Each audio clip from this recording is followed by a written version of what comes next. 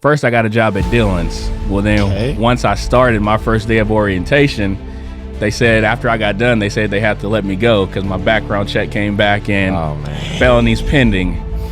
In high school, all through high school, I did hold down a job at Mickey D's. So, all right. So I was just like, well, I got experience in there, so let me see what, let me see if they hiring. And they ended up, giving me the job based off my experience I had.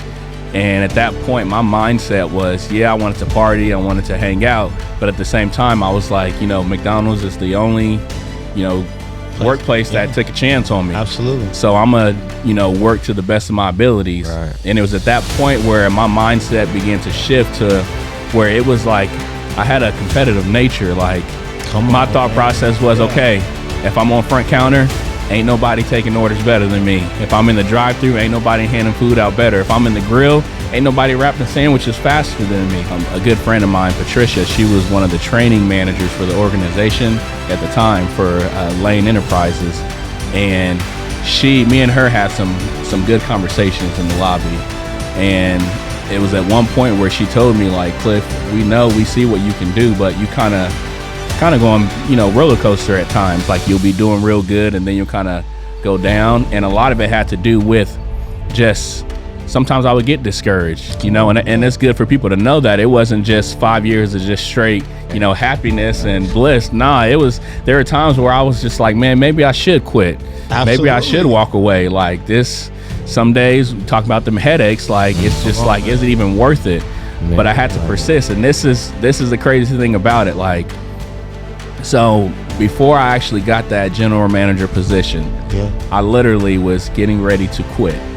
And during that 5 years, there came a point, and I mean, we can talk for hours, but during that 5 years, just know, I was partying, was clubbing, was doing music with the boy Lyrical Miracle over here, and ended up giving my life to Christ during that point in time. And, things shifted, but I was still that whole time working at McDonald's. So before I got general management, I was living with a homie, Tyrell. Shout out to Rello. We was roommates, and I think he was working at Protection One, and so he was at McDonald's for a while too. He was my boy. He was a manager there, so we was both up there just doing our thing.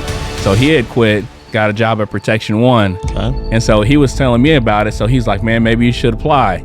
So I applied to the job one evening. The next day, they called me, had a phone interview. I'm like, bet. Phone interview went well.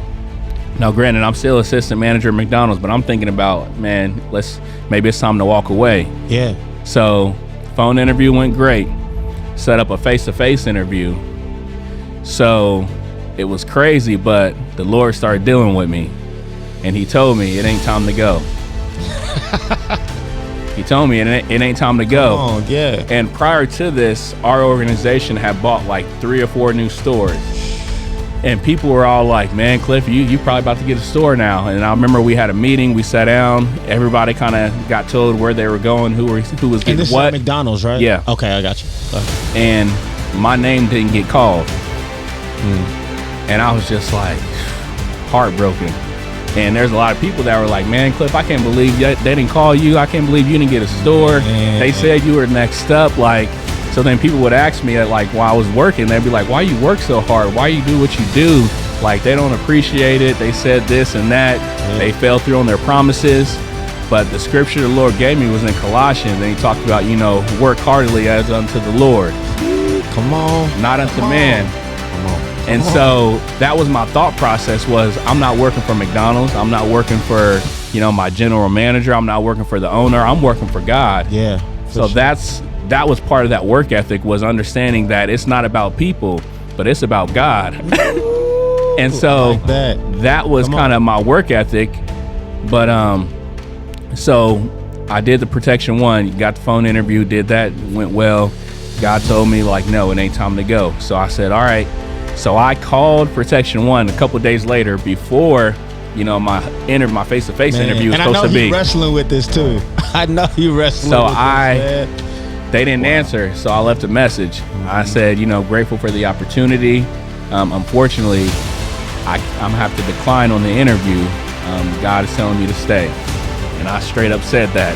God's telling me that I need to stay where I'm at. Powerful, bro. Got off the phone, told my roommate Rello, I was like, man, bro, God told me I need to stay, so I had to decline the job. And at first he was kind of shocked, like, bro, what you talking about? Yeah, You bro, trying to get up out of here? And then later that day, he comes out of the bathroom and he's like, bro, I don't know why I'm feeling this, but I just feel like God's got a blessing for you. He was like, I don't know why, but because for you to do what you did, he was like, I just feel like God's getting ready to bless you somehow. Shout out to Rello. Shout out to Rello. So yeah, I was like, I receive it. So the next week, the supervisor comes in. They bring the general manager from like the Hillside store. Mm-hmm. They bring my general manager, and then they're like, Cliff, we need you too. So we all go out to the lobby. We sit down. They were like, so Bradley, you're going to this store. Loretta, you're going over here. Cliff, you're taking this one over.